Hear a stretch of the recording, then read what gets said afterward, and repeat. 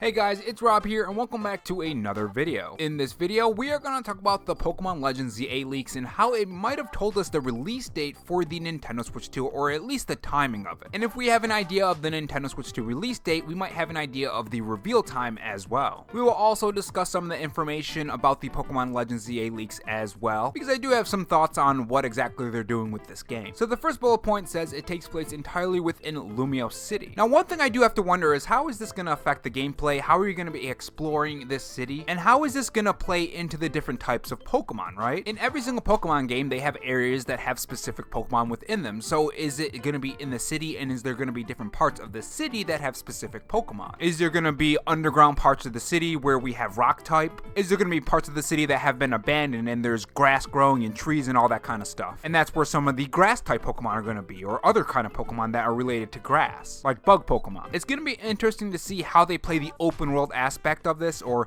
at least as open world as you can get with these type of games. But moving on to the next bullet point, it says being developed for Switch 1 and not Switch 2. Now there are a couple problems that could arise from this, one being obviously the resolution and frame rate, and I think that's one of the big worries that I personally have for this game, is that it's not going to perform well, at least performance wise, not sales wise. I'm sure it's going to sell just fine, which would absolutely suck because I think this game is going to be fantastic, just like Pokemon Arceus. And if the performance is as bad as say Scarlet and Violet, I'm probably going to drop it until at least get fixed, or at least until we get that Nintendo Switch 2 port. Though the big question is it going to be a port? Because it says being developed for Switch 1 and not 2. This would lead me to believe that while they're developing Pokemon ZA, that means they're also developing it for the Nintendo Switch 2, and this kind of points towards backwards compatibility. If you're developing it for the Nintendo Switch 1, then they would also have to keep in mind with the Nintendo Switch 2, and I highly doubt they're going to develop two separate versions, right? At least I hope they don't go that route like PS4 and PS5 games do. You'll have PS4 versions of games, and then you'll have the PS5 versions of games, and obviously the PS5 versions of games run better and look better. If you had to ask me which route do you think Nintendo is going, I think they're going the route where you just simply put the cartridge in and you can play it on the Nintendo Switch 2. Now this is based off of that rumor that DLSS is going to be in the Nintendo Switch 2,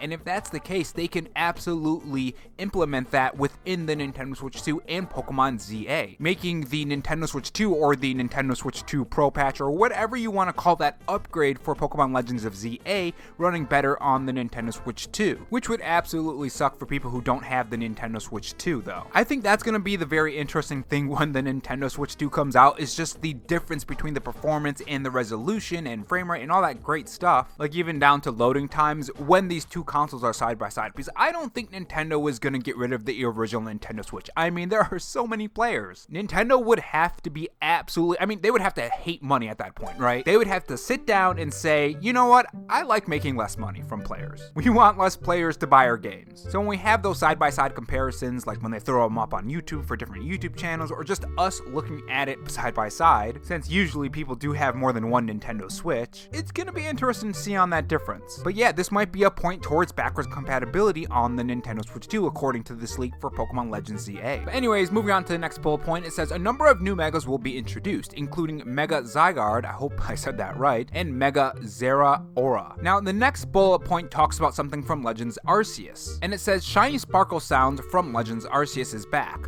Unlike Legends Arceus, the game is not set in the past. Now I think this just makes a lot of sense, and this is something that a lot of us were expecting, especially when it comes to the first trailer. I mean, the trailer looks very futuristic. And again, it says it's set in the city, so I'm just wondering how they're going to do that about the different areas within this game. Most games that are set in one city just have different areas. An example is maybe a part of the town of Lumos City is overrun by vegetation, and then you have your bugs, grass Pokemon, and of course you'll have your poison Pokemon as well, and all of that great stuff when it comes to that type of area. Kind of like if you combine the Viridian Forest with an old ruin. Now the next one is a pretty interesting choice. It says art style is similar to Scarlet and Violet, and another thing that shares with Scarlet and Violet is the current build still has performance issues similar to SV, Scarlet and Violet. Now we'll get to that first, but I want to speak on the art style. I'm actually kind of surprised they went with that, because I personally think the Arceus style is fantastic. I absolutely love that. And I was kind of hoping that they would go with something similar. I'm not saying the Scarlet and Violet art style is bad. No, actually, it's actually pretty good, especially when they add the textures to the clothes and stuff. I thought that looked fantastic. In fact, I think in the reaction video for the first trailer for Pokemon Scarlet and Violet, I think that's something I said, or the reaction trailer breakdown was one of the videos. But I prefer more stylized games, and if they would have did that, I think personally that would have been better. Now, as far as the current build still has performance issues, remember, it said it's being developed for Nintendo Switch 1, so this kind of makes me wonder if the Nintendo Switch 1 version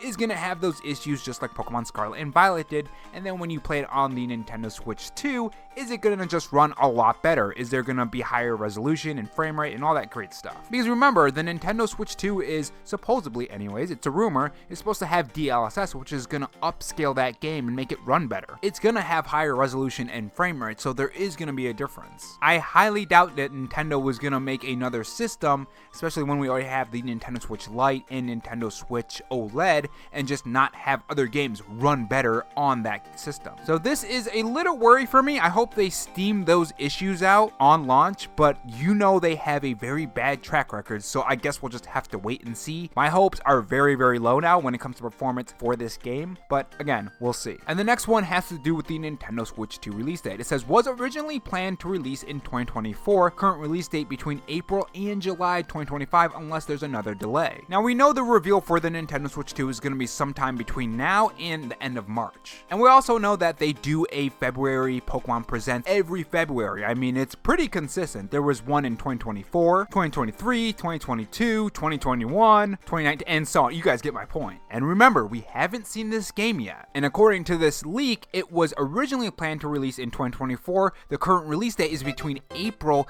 and July. So I have a feeling we're going to have a Pokemon Presents that shows off this game in February. So what does this have to do with the Nintendo Switch 2 reveal date and release date? Well, the fact that we didn't get the reveal yet in October, I think personally they're going to reveal the Nintendo Switch 2 in March. Now remember, we do have some games up until January, so I wouldn't be surprised if they end up making us wait. If the release is between April and July, that means that reveal has to be sometime before April. And I have a very hard time believing that they're just going to put Pokemon smack dab in there and no other games. That would mean that Nintendo would have to do something to announce a lot of other games to fill out the rest of the year. And what else is that, right? That has to be a Nintendo Direct, and we didn't have a September Nintendo Direct. In fact, Nintendo has been pretty quiet so far. And why would you do that? Well, the only reason why you would do that, to be this quiet and still have games lined up, is that you're confident that you have something in the future. And that something in the future has to be the Nintendo Switch 2, right? And during that Nintendo Switch 2 reveal, more than likely, we will also get games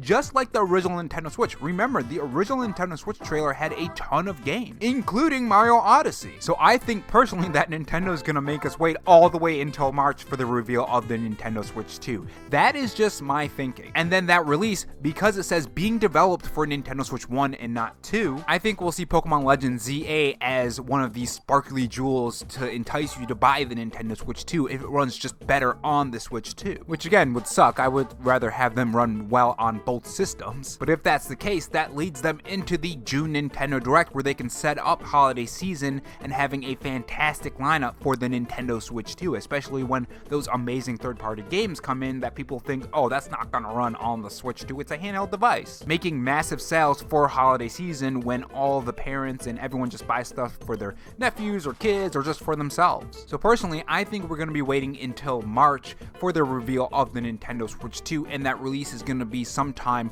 around that June Nintendo Direct, more than likely before, so they can announce a whole bunch of Nintendo Switch 2 games for them so people can buy them during the holiday season and leading up to that. And again, this is all speculation. I could be wrong. They could announce the Nintendo Switch 2 reveal literally tomorrow. More than likely not, because they don't usually do those on weekends, but they can announce it on Monday and have it for Wednesday or Tuesday. You never know, but I highly doubt it. I have a hard time believing that. And having a Pokemon game so near the launch of the Nintendo Switch 2 would be a pretty big deal.